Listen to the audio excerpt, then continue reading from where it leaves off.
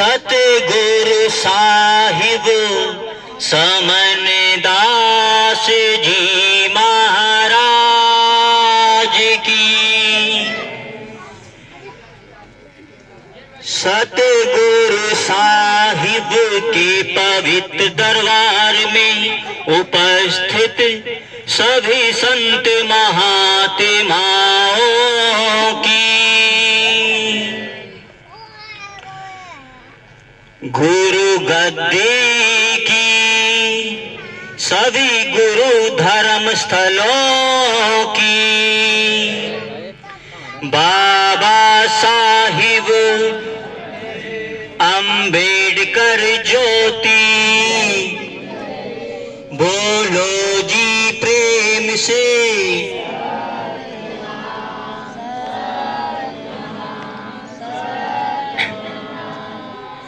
सर्वप्रथम सतगुरु साहिब के पवित्र दरबार में उपस्थित सभी संत महात्माओं के पवित्र चरणों में व सतगुरु साहिब के पवित्र दरबार में सादर बंदगी व सभी को मेरा प्रेम से सतनाम सतनाम सतनाम।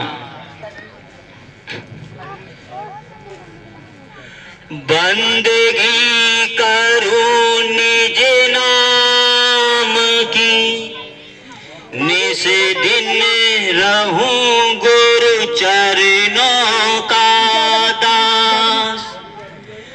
बंदगी के परताप से प्रकट भये सतगुरु रविदास, सतगुरु समन दास।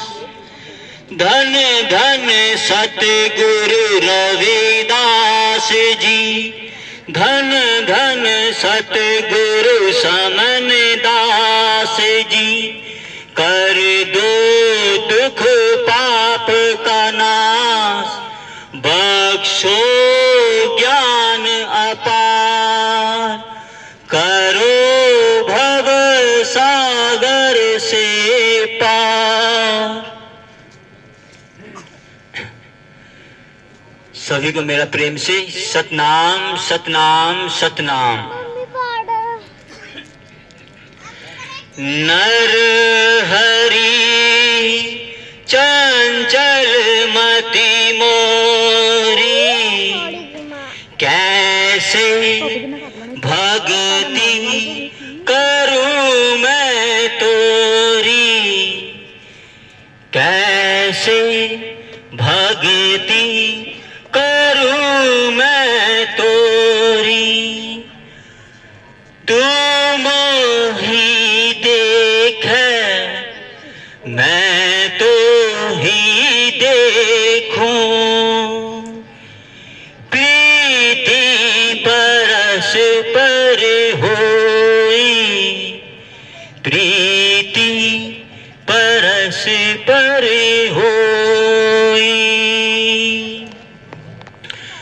तुम ही देख मैं तुम ही देख, हम तो ही ना देखें। होई ऐसी मति सब बुद्धि खोई। महाराज कहते हैं, नर हरि चंचल मति मोरी, कैसे भक्ति करूं मैं तोरी। महाराज कहते हैं कि प्रभु नर हरि किसे कहा गया है? इस नर को हरि का रूप माना गया है, क्योंकि जो हरि है, महाराज ने एक जगह कहा है, कहे रविदास हरि एक से अनेक, अनेक से एक हरि। महाराज कहते हैं हरि एक आत्मा से अनेक आत्माओं में विभक्त हुआ और पुनः अनेक आत्माओं से एक में आ जाता है। लेकिन जो हरि है, उस हरि से भी परे सतगुरु है जो एक है। जैसे महाराज ने नाम तेरी आरती में लास्ट में कहा है कह रविदास नाम तेरो आरती, सत्य नाम है हरि भोग तिहारे। सत्य नाम है हरि भोग तिहारे, सत्य नाम है हरि भोग तिहारे। तो क्या कहा है, जो हरि है उसका भोग क्या है, सत्य नाम। तो महाराज कहते हैं नर हरि चंचल मति मोरी। जो हरि है, जो घट के अंदर विराजमान है, इसकी मति कैसी है, चंचल है। फिर महाराज ने कहा कैसे भक्ति करूं मैं तोरी। प्रभु मैं आपकी भक्ति कैसे करूं, जो मेरी मति है वो बहुत चंचल है, वह एक जगह स्थिर नहीं हो रही है। महाराज कहते हैं कि तू मोही देखे मैं तो ही देखूं, प्रीति परस्पर होई।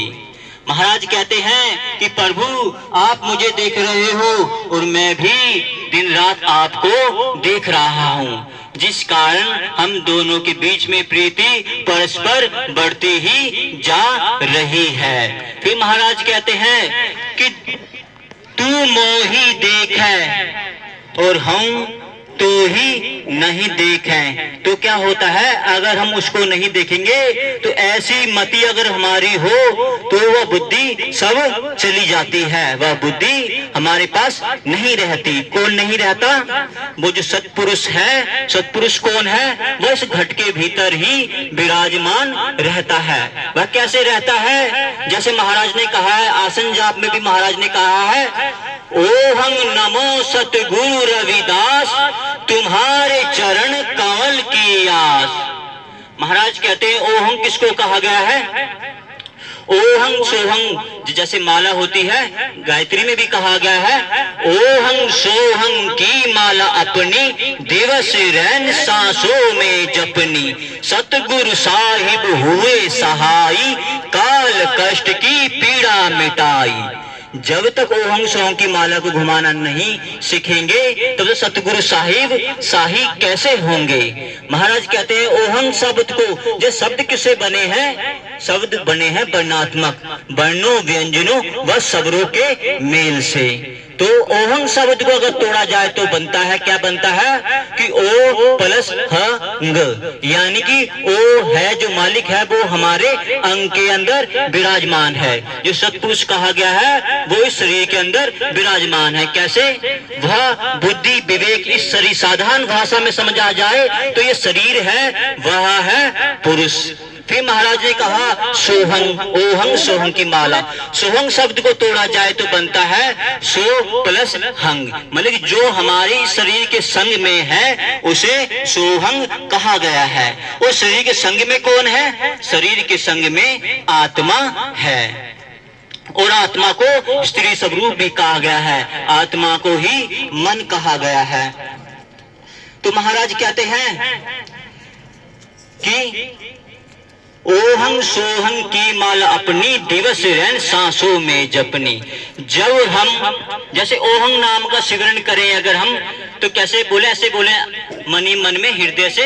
कौन बोलेगा, जैसे आत्मा बोलती है, आत्मा से बोला जाए ओहं, जब सांस खींची नाक से तो ऊपर जाती है, फिर जब सोहं करते हैं तो नीचे जाती है, आत्मा तक ले जाए। जैसे बाहर भी जाएगी हल्की, लेकिन अंदर की तरफ महसूस करोगे तो धीरे धीरे वह स्वतः ही अंदर जाने लगेगी। जब अंदर जाने लगेगी तो वह आत्मा के साथ फेरा लगा के दोबारा गगन मंडल में आ जाती है। जब गगन मंडल दोबारा खींचोगे तो कुछ तो बाहर चली जाएगी हल्की सी और कुछ अंदर, लेकिन बार बार अभ्यास किया जाएगा तो भी वो बाहर नहीं आएगी, वो परस्पर अंदर ही घूमती रहेगी। जब अंदर घूमने लगती है परस्पर तो फिर क्या होता है, सतगुरु साहिब सहाय हो जाते हैं। महाराज कहते ओहंग सोहंग की माला अपनी, दिवस रैन सांसों में जपनी, सतगुरु साहिब हुए सहाय, काल कष्ट की पीड़ा मिटाई। जब सतगुरु साहिब सहाय होते हैं तो वो काल कष्ट की पीड़ा मिटा देते हैं, फिर काल कष्ट नहीं रहता, क्योंकि सतगुरु अनंत है। जैसे हम सभी सतगुरु के ही अंश हैं। जैसे महाराज ने कहा है, जैसे महाराज की एक तो ही मोही मोही तो ही अंतर कैसा, कनक कटिक जल तरंग जैसा। महाराज कहते हैं कि उसमें और मुझ में कोई अंतर नहीं है। अंतर कितना है, जैसे स्वर्ण को पिघला कर विभिन्न प्रकार के आभूषण बनाए जाते हैं, इतना ही अंतर है। यानी कि आप में उसमें कोई अंतर नहीं है। जैसे जो स्वास्तिक का निशान है वो हमारा है, स्वास्तिक का निशान है वो हमारा है।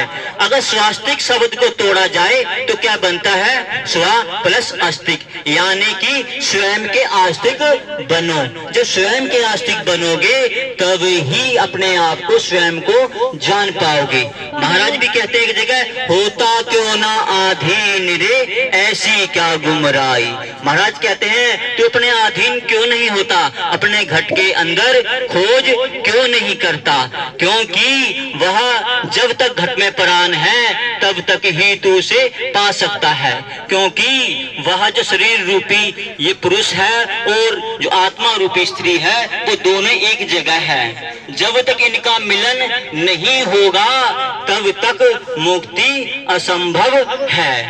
फिर कहते हैं कि नाम कला है सबसे बड़ी बताई गई है। नाम कला क्यों बताई गई बड़ी, वो नाम कला बड़ी तब सार्थक होती है जब नाम शब्द को तोड़ा जाए तो बनता है ना प्लस मैं। जब मैं ना रहे तब ही नाम कला सार्थक सिद्ध हो सकती है। जैसे गुरु रविदास महाराज जी ने राम नाम की कला को सिद्ध किया, उसे सार्थक किया। कैसे सिद्ध किया, महाराज ने किसी को आधार मान के नाम नहीं जपा। महाराज कहते हैं कि एक राम दशरथ का बेटा, एक राम घट घट में लेटा, एक राम का सगल पसारा, एक राम है सबसे न्यारा। जो राम सबसे न्यारा है। फिर कबीर साहब ने भी यहाँ पर एक जगह कहा है कि एक राम है जिसका आदि ना अंत पाया। उन्होंने क्यों कहा, क्योंकि कबीर साहब बचपन से ही बहुत ही बुद्धिमान थे। और गुरु रविदास महाराज जी कहते थे, कह रविदास तरन की यही विधि, मन चंगा तो कटौती में गंगा। महाराज कहना था, जितना जानो जितना समझो उतना ही बखान करो। तो कबीर साहब अगली बात बता रहे थे, जबकि वहां तक उस कला को जाना नहीं। जैसे महाराज ने कहा, जैसे गुरु रविदास महाराज जी शरीर सहित गए और कबीर साहब महाराज जी के फूल बन गए थे, जो आधे हिंदुओं ने रख लिए आधे मुसलमानों ने। यानी कि थोड़ी सी कला अधूरी रहेगी, नहीं तो वो भी शरीर सहित जाते। और जैसे मीरा थी, मीरा भी शरीर सहित गई। क्यों शरीर सहित गई, क्योंकि वह गुरुमुखी थी। वह गुरु के अलावा उसे और कुछ नहीं भाता था। या तो हम गुरुमुखी बन जाएं या फिर संत महात्माओं गुरु के द्वारा बताए रास्ते पर चलें। जैसे ये हमारा गुरुद्वारा है, गुरु घर है, आश्रम है। आश्रम किसे कहते हैं, जहाँ संत महात्मा आते जाते रहते हैं। कुछ समय यहाँ निवास किया फिर आगे चल दिए, उसे आश्रम कहा जाता है। और फिर जहाँ संत महात्मा सदा सदा के लिए गुरु महाराज रुक जाते हैं वो बन जाता है गुरुद्वारा।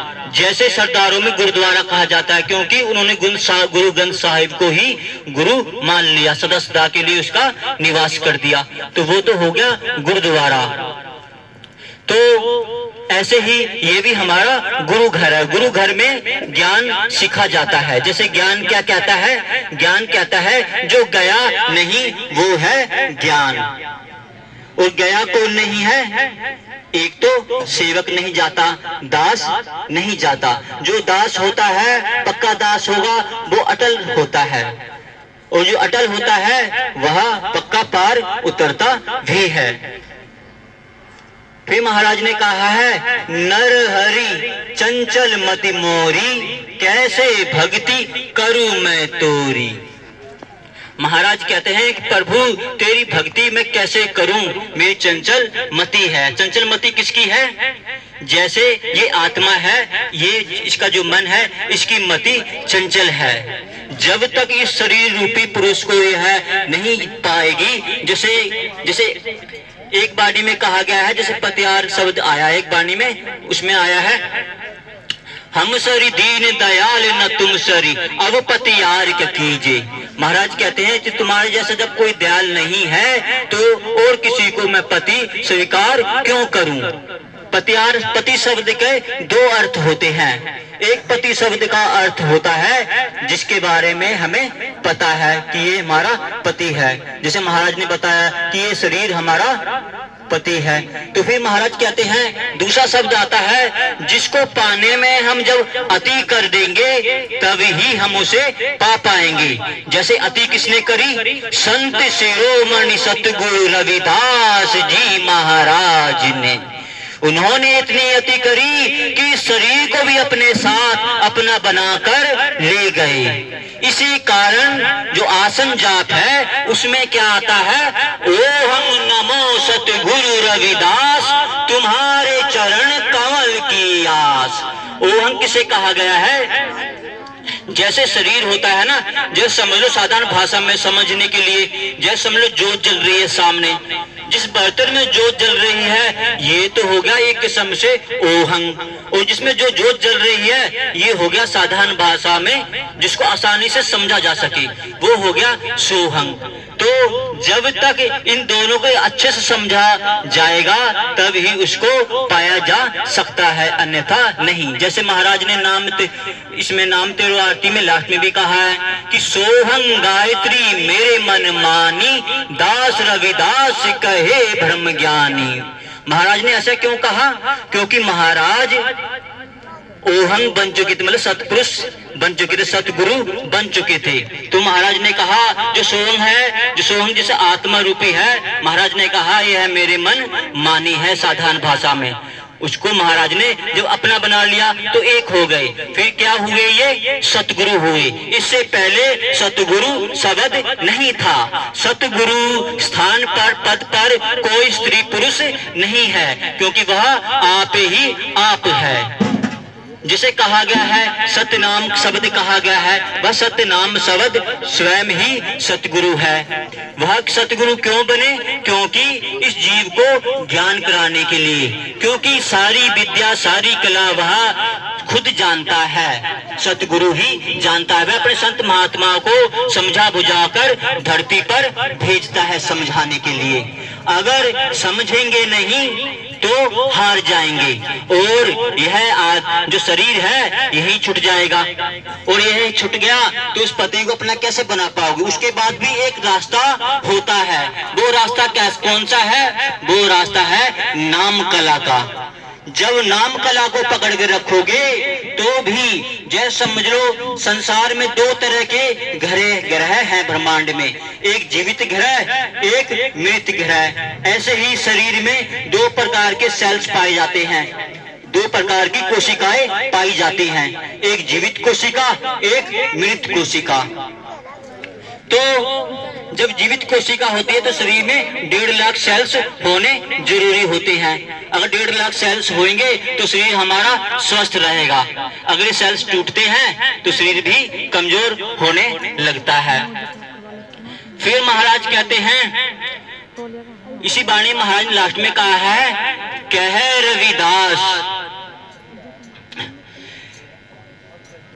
रविदास अखत कथा बहुकाय करीजे, जैसा तू तैसा तू ही क्या उपमा दीजे। महाराज कहते हैं उसकी कथा अकथनीय है।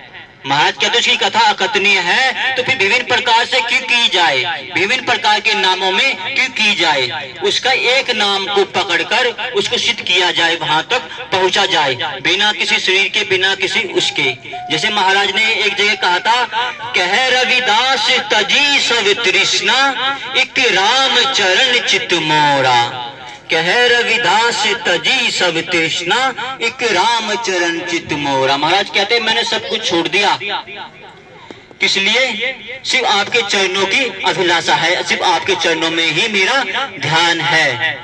तो अगर उसके चरणों में ध्यान रहेगा, शकल पे ध्यान नहीं रहेगा, तो वहां तक पहुंचा जा सकता है। क्योंकि जितनी भी शक्लें हैं ना, सारी उसकी ही है।